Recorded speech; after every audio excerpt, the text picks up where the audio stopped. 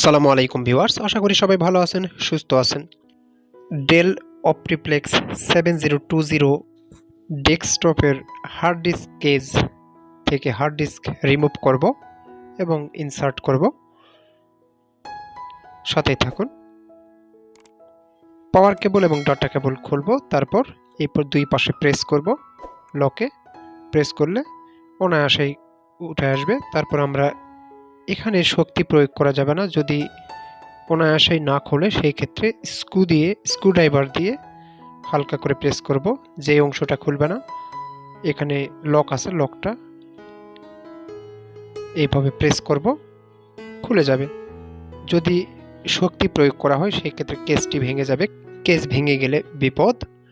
তো এই যে এইখানে লকগুলো লেগে যায়, এই দুইটা লক, এই পাশে একটা আছে, এই পাশে একটা আছে, চারটা লক টোটাল। এই চারটা লক যে কোনো দুইটা এক পাশ ভেঙে গেলে সমস্যা। তো আমি ইনসার্ট করব, যেভাবে খুলেছি ঠিক সেভাবেই উপরের অংশটি উপরে রাখতে হবে।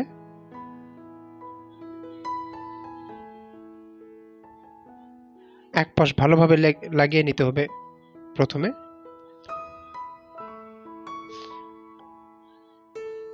এভাবে লাগাতে হবে।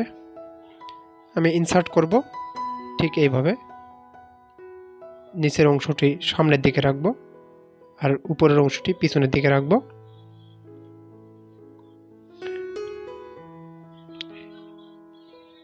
ঠিক এইভাবে লাগাবো। লাগানো শেষ। আমি পাওয়ার কেবল এবং ডাটা কেবল লাগিয়ে নিব। আমার কাজ শেষ।